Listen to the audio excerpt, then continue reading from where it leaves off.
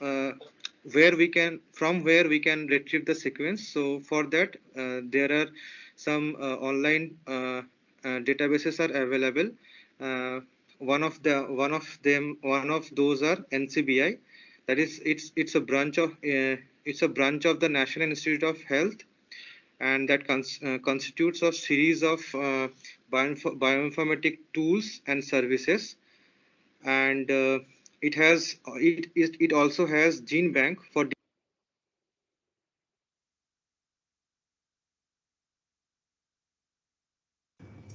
I think it should be recorded, right? Anybody?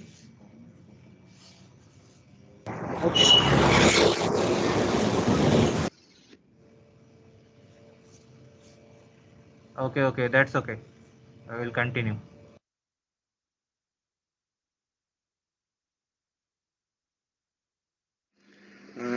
Hello everyone, welcome. I'm Anirban. In this session, we are going to learn how to retrieve a sequence and design a particular primer for our gene of interest. So first of all, we need to know what all things are required for amplifying a specific gene. So first of all, we need a sequence of our gene, and second is we need uh, to design primers that are complementary to the template region of the DNA. So to retrieve the sequence, we need to know where we can retrieve the sequence. So for that, there are some databases are available. Uh, one of those are NCBI. That is, it's a branch of the National Institute of Health, and that constitutes of series of bioinformatic tools and services. And it also has gene bank for DNA sequences. And we need to retrieve our sequence for that particular from this gene bank. So first, to retrieve the sequence, first of all, we need to go to Google and search for NCBI and gene of interest first. Here we are using MED30 as our gene of interest for better understanding. So you will get information available for MED30. So we need to select the one specific for human.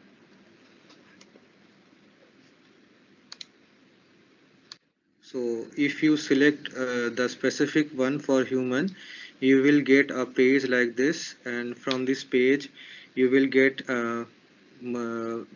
different type of informations like official symbol, then official full name, then gene type, then organism, then also known as, etc. And you can also see that it is mentioned here where the chromosome location.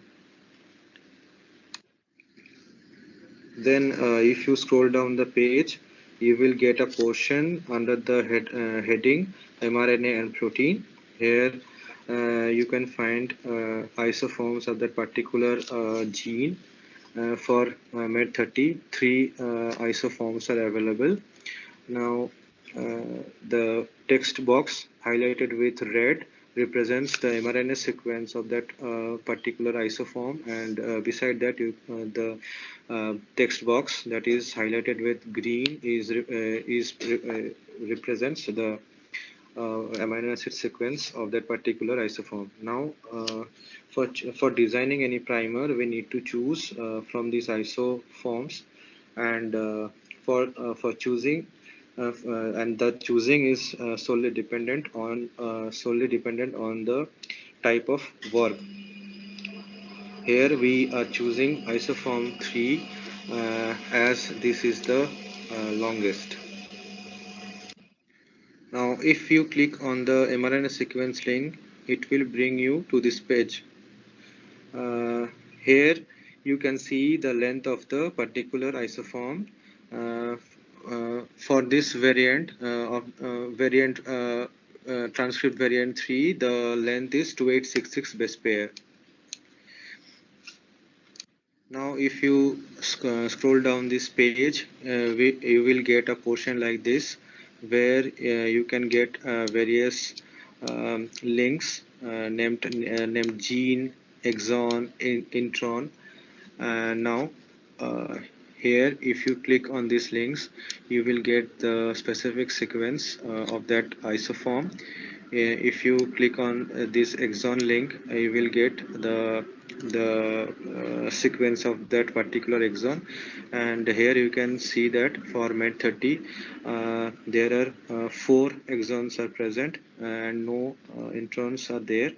So you also have to notice how many exons are present and how many introns are present in that particular isoform.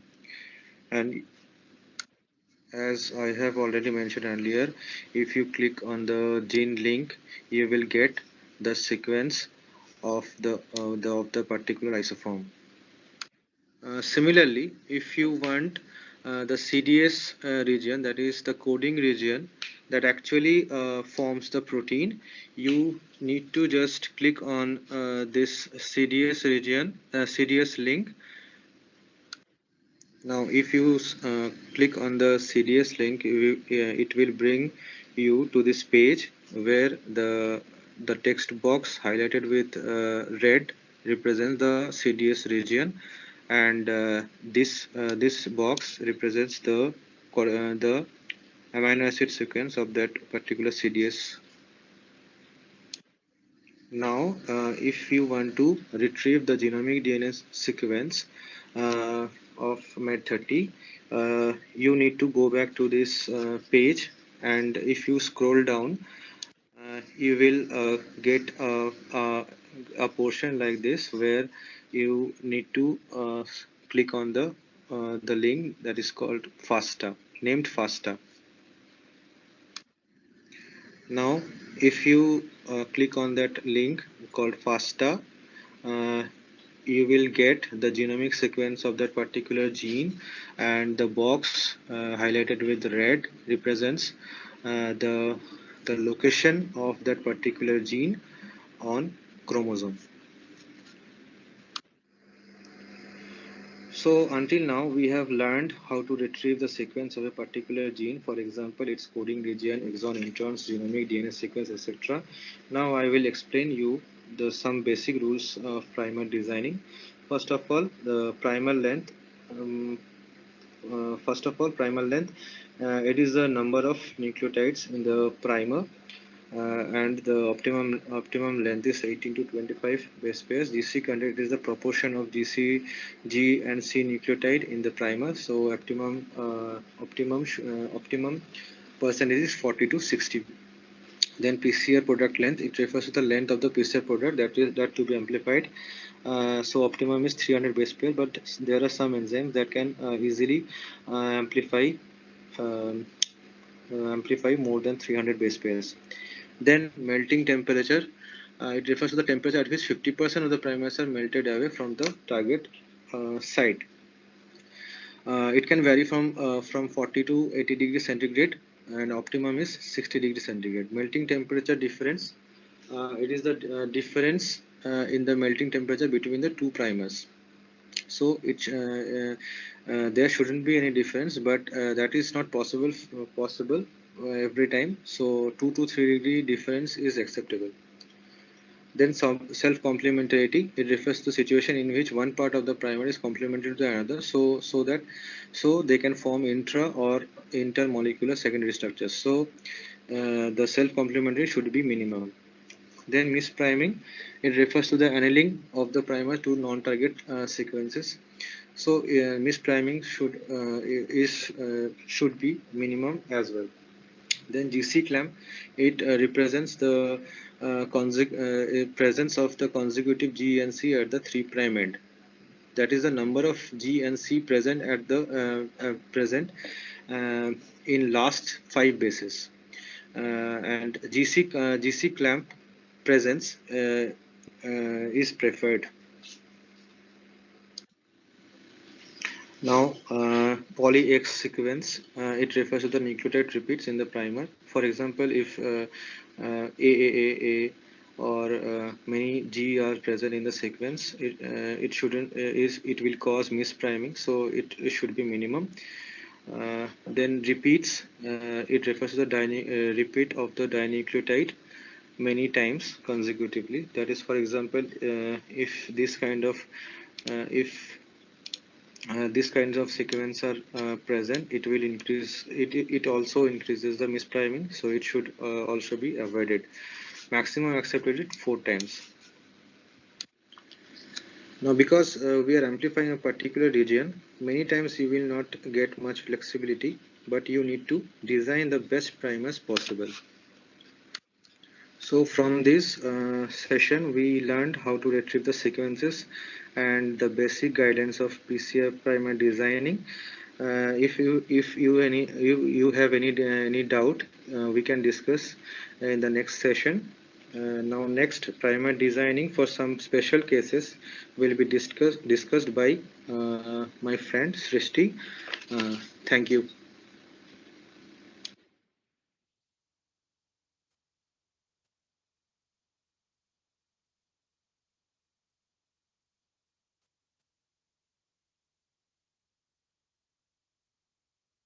Hello guys. So that was the basic of sequence retrieval and primer designing for any gene. So we are open to questions. Or otherwise, you can go through the slides and we can discuss whatever doubts you have in the next session as well. Anything is fine with us. If you have any questions now, we can discuss, or else you can go through the material once again and you can try to retrieve the genomic sequence or the cDNA sequence of any of the gene that you like, and then you can get us back with questions. Get back to us with questions. Ma'am, hello.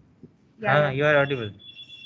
I wanted to ask how to go to that mRNA isoform thing on NCBI, because it was not clear Okay, so Let's after, see.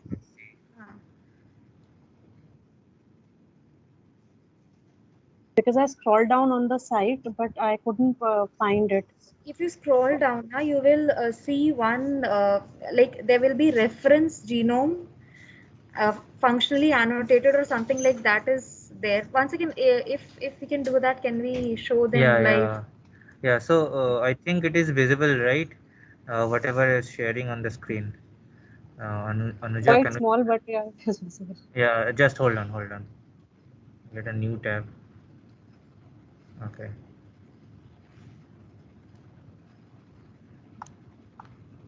Okay, fine. So if we just type NCBI here, so you'll get a page like this. Then you can actually select. So what you were shown in the slides was that, let's suppose MET30 is the gene that you want to retrieve the sequence of. Then you write MET30 NCBI. So you'll get something like this. So one way of doing this is what it was shown in the slides. The other way is you just go to NCBI, then from the drop down select gene or nucleotide database. So gene database, and just enter the name of the gene and click on the search button.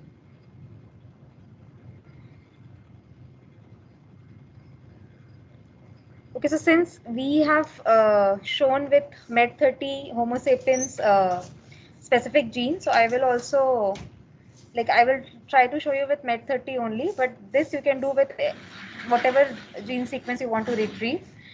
And I will go to MET30 here, and if you see, this page has opened up when you googled MET30 NCBI, right? And similar page has opened up if you went to NCBI directly, and from the drop down databases you selected gene or nucleotide databases, and then you entered the name of the gene. So irrespective of the path that you are following, you should get to a page like this. Then if you scroll down,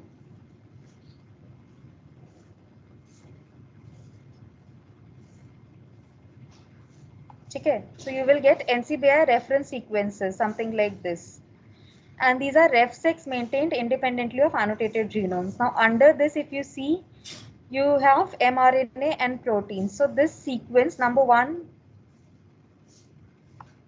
number 2, number 3, so 3 Splice mRNA variants. sequences means that this particular gene has 3 kind of splice variants. So as you are aware that during splicing, alternative splicing might happen, which can lead to inclusion of one exon or exclusion of one exon.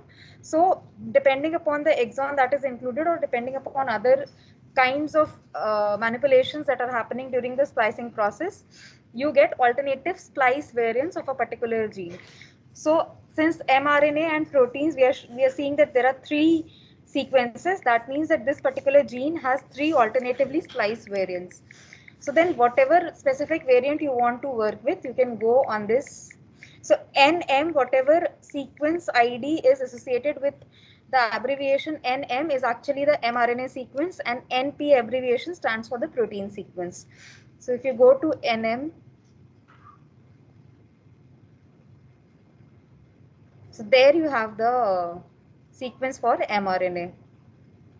So was that your question, or Yes, ma'am. Thank you. Anyone else? Sir, Yes, yes. sir, just like in the last slide, there were a lot of parameters that were laid out to design a proper primer. Right, right. So, are there any softwares that help us cater to all of these, like So the now we have learned how to Thought retrieve the signal. keeps on playing, I forget. Yeah, there are many softwares like you can have Gene Runner is one very popular software. Okay. SNAP gene? Snapgene is another one. And you can have IGT oligo analyzer, Primer 3, NCBI Primer Blast, and all many softwares are there. But you can check multiple, like whether the primers are forming self dimers or cross dimers, hairpins, loops. What is the TM of that hairpin? What is the TM of that dimer? You can check all these using Gene Runner. It is a very handy tool. So I would suggest you to download it and check Yeah, it. But it does not work on Mac. Mac. Only works on Windows. Actually, the next lecture that you'll be having will be on primer designing for cloning the CDS region Oh, of this particular gene only, MET30. So during this lecture, during the next lecture, I think we'll be able to address all these issues. I will show you how you can, check whether, like, specific points that were laid down were key, if no hairpin loop should be formed, the difference of TM between the forward and the reverse primer should not be greater than 5 degrees Celsius. So all these parameters, how can you check them practically? We will show you in the next class. sure, ma'am. Thank you. Anyone else? Yes, sir. Yes, Shilpi. Uh, so, as it was told in the slides, that when going with the sequence of mRNA, we usually go with the longest sequence available. Is this the case with every mRNA, every gene we are working with, or was it particular to this one? Can we go with other isoforms which are less longer than the, like, not the longest one available? That depends upon the objective of your study. Like, if you know, like, you if you're checking the function of, let's say, MET30 in let's say breast cancer, and you know, in case of breast cancer, this particular spliced variant of MET30 is expressed, then you can do the sequence analysis of that particular variant. If, let's say, you have no information available at all, which which transcript variant is expressed in which tissue, then as a rule of thumb, we go with the longest transcript variant, because that will have all the possible exons, and that will have all the features of the mRNA of that particular gene. Yeah, like ma'am said, ki if you have no prior information about this, if you are doing a novel analysis, then you should go with the longest. But if you already know that this particular variant does all the work mostly, then you should clone that particular variant. So I think that answers your question. Yes, sir. Thank you, sir. Thank you, ma'am. Okay. Anyone else? Sir, Yes, yes.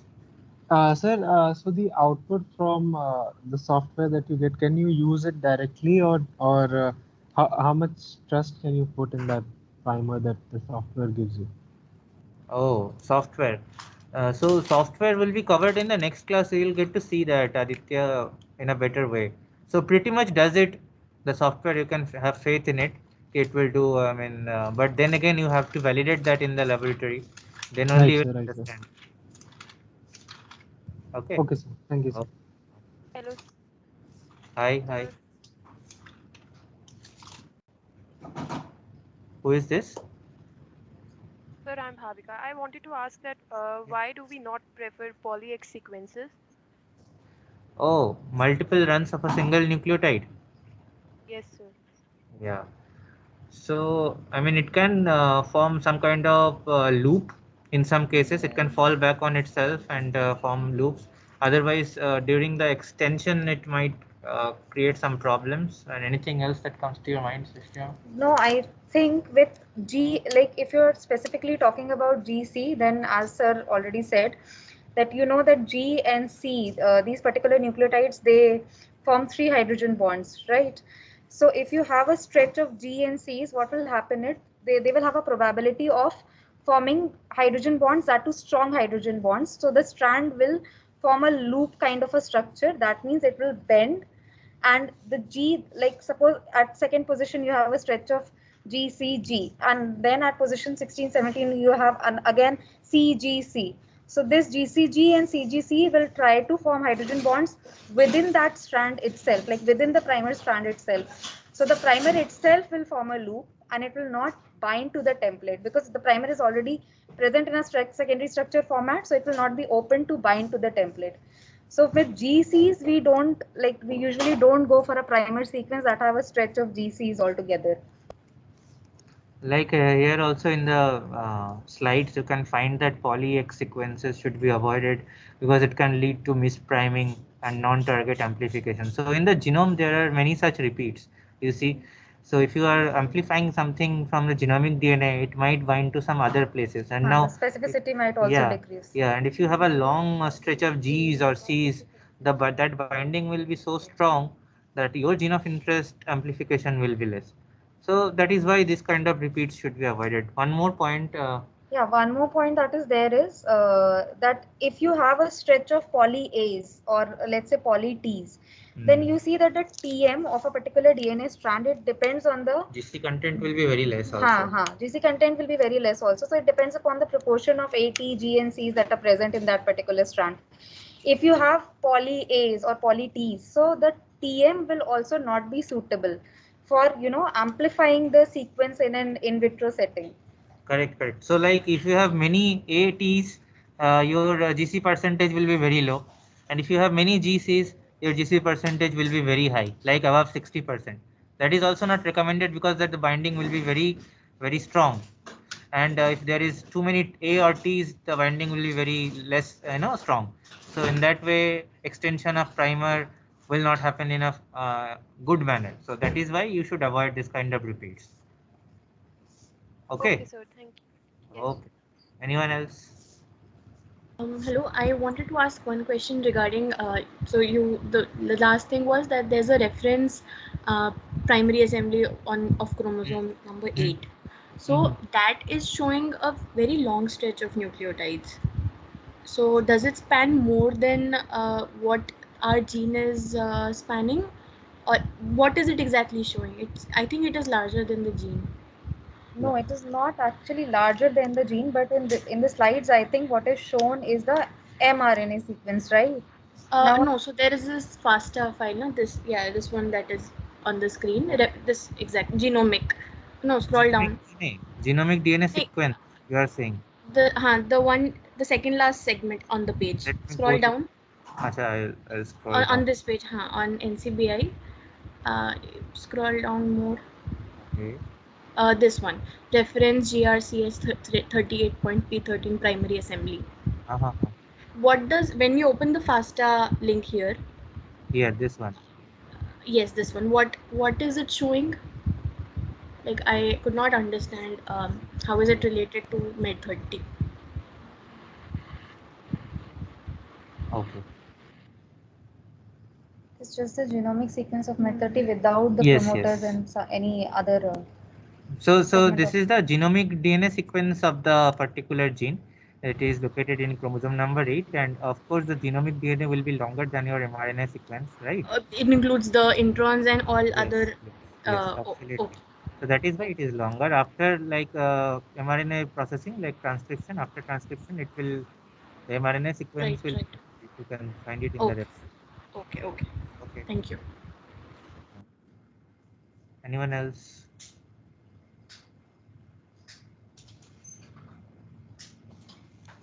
Okay, so I think what we'll do is that for the rest of you, you can go through the slides, Yeah, yeah. try doing it yourself, and if you face any problems, we can discuss it in the next class. Yes. So just play around with the, I mean, NCBI website. Try to design primers for your gene of interest. Like retrieve the sequence and keep it with you. So we'll practice in the next class in more depth and details how to like design about the various parameters of primer designing. So if this is okay, then I will stop the recording. Is it okay? Banu, if you can confirm. Yes, sir. It's fine, sir. Yes, Okay, sir. okay, okay, guys. Okay. Yes, sir. Thank you so much. Thank you. Then I'll stop the recording. Oh God. Thank you. Okay. Thank you, sir.